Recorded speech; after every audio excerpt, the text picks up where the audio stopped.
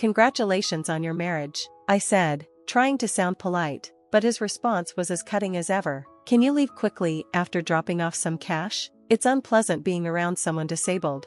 I'm a working professional who has been married for a few years. Shortly after my wedding, I was in a car accident that left me unable to use my legs. Ever since, I've relied on a wheelchair to get around, though I attend rehabilitation sessions every week in hopes of recovery.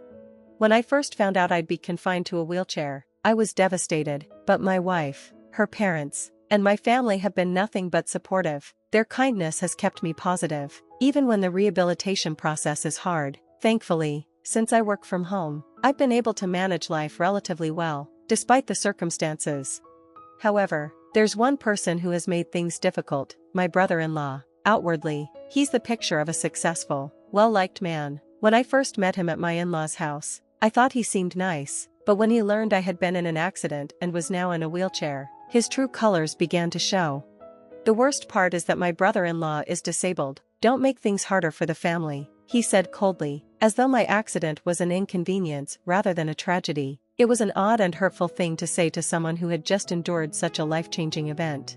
His attitude only worsened. During a visit to my in-laws, he told me, "Could you not leave the wheelchair here? It's in the way. Leave it outside when you come into the house." I was already exhausted mentally and emotionally, and his comments only made it harder. What made it worse was how he only said these things when we were alone, never in front of my wife or her parents. His behavior was sneaky and deliberately cruel. Despite how much his comments bothered me, I tried to brush them off, thinking maybe he was just struggling with how my disability might affect the family. But his sarcasm and dismissive attitude never stopped, each encounter more draining than the last. Then, he decided to get married, as if life for him would just carry on perfectly. His bride was the daughter of the president of the company where my brother-in-law worked. He had impressed the president enough that the man asked him to marry his daughter. We gave our blessing to the marriage, not because of her status, but because it was his choice. As the wedding preparations progressed, we eventually received the invitation. I marked attending and sent it back, knowing how excited everyone was for this big event. The wedding was held at a famous hotel, and it was an extravagant affair, as expected for the daughter of a company president. The guest list was long, and it was clear a great deal of money had been spent to make it a grand occasion. When we arrived, my wife needed to use the restroom, so I waited in the corner of the ceremony hall, taking in the splendor of the decorations and the bustle of the guests. Suddenly, I heard a familiar voice behind me, my brother-in-law's. "The worst thing you can do is marry an ugly woman," he said, laughing with his friends, "but I'm putting up with it because she's the boss's daughter. Marrying into a rich family? I'm going to be living the high life. I can handle an unattractive wife if it means living happily ever after." I stood there, stunned, listening as my brother-in-law and his friends gossiped about the bride. The cruelty in his words was shocking, and I felt a mix of anger and disbelief. Here he was, talking so casually about the woman he was about to marry, reducing her worth to her looks and her family's wealth.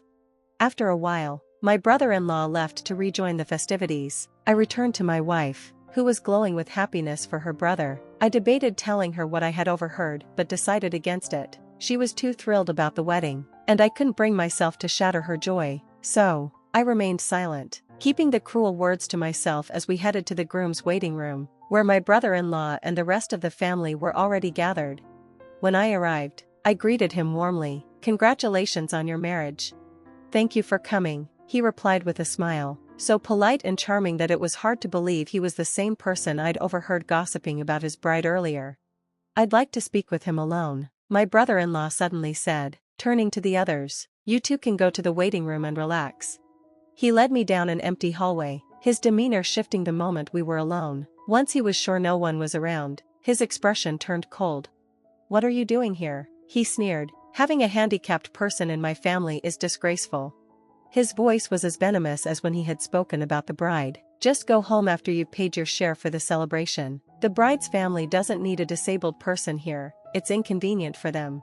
I was stunned. I had come to congratulate him on his wedding, yet here I was, being insulted and dismissed. His words filled me with anger, but I also couldn't shake the feeling that he might be right. Was my presence, in a wheelchair, truly an inconvenience for everyone?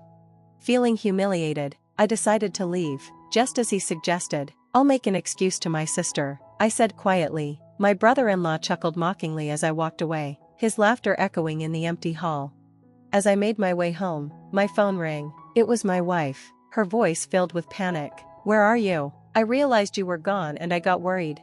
I hesitated but replied, "I'm heading home. I didn't want to cause any trouble."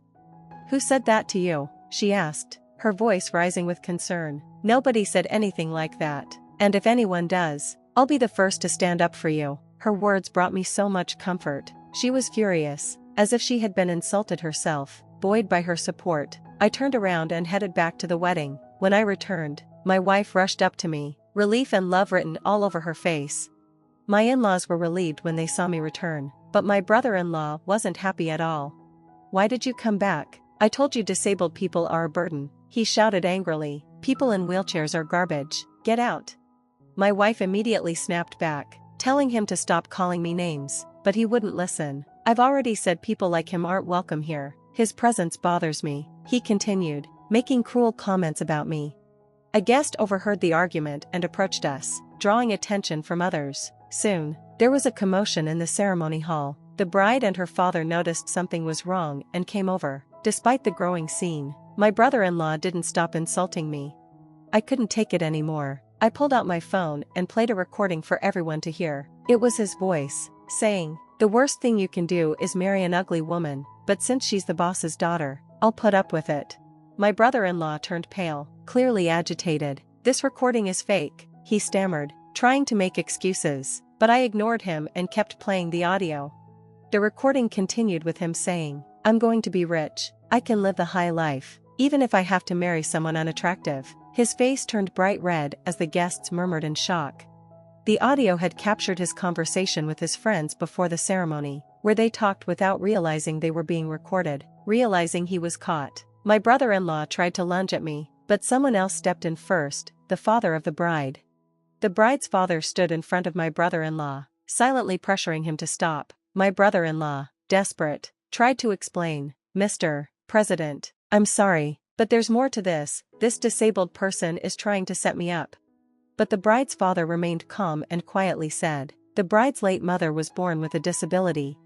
The room went silent. My brother-in-law had no more excuses. She had spent her entire life in a wheelchair. The bride's father explained that he wanted to start a business where people with physical disabilities, like his wife, could work comfortably. He made it clear that someone with my brother-in-law's mindset wasn't welcome in his company. Hearing this, my brother-in-law panicked. "It's not my fault, it's all his fault," he stammered, trying to shift the blame onto me. Desperate, he attempted to make peace with the bride's father, but his excuses fell flat. The bride was shocked to discover that her fiancé had only been interested in her for money. However, she remained calm and announced that she would cancel the wedding and end the engagement. In a panic, my brother-in-law tried to approach her, but her father blocked him. The bride and her father apologized to the guests, and the ceremony was officially cancelled. My brother-in-law collapsed to the ground in despair, unable to rise. As the guests left, many gave him and his friends cold, disapproving looks. Offended by his cruel remarks, the bride calmly stated that she would seek compensation for the broken engagement. The wedding and engagement were annulled, and everyone was informed of the true reason behind the cancellation. The bride's father, being a well-respected and powerful figure in the community, fired my brother-in-law from his company. My brother-in-law tried to find work elsewhere, but no one would hire him, fearing the influence of the bride's father. He even reached out to friends for help, but they all distanced themselves from him. With no other options, my brother-in-law eventually left town, working tirelessly to pay off the wedding expenses and compensation in a faraway place. Tragically, he was involved in a car accident that left him disabled, a bitter irony, given how he had mocked people with disabilities. As for me, I was finally able to walk again, thanks to my wife's unwavering support and the hard work I put into rehabilitation. These days, my favorite thing to do is spend weekends shopping with my wife, trying to repay her for all the love and care she gave me during my toughest times. Thank you for reading my story.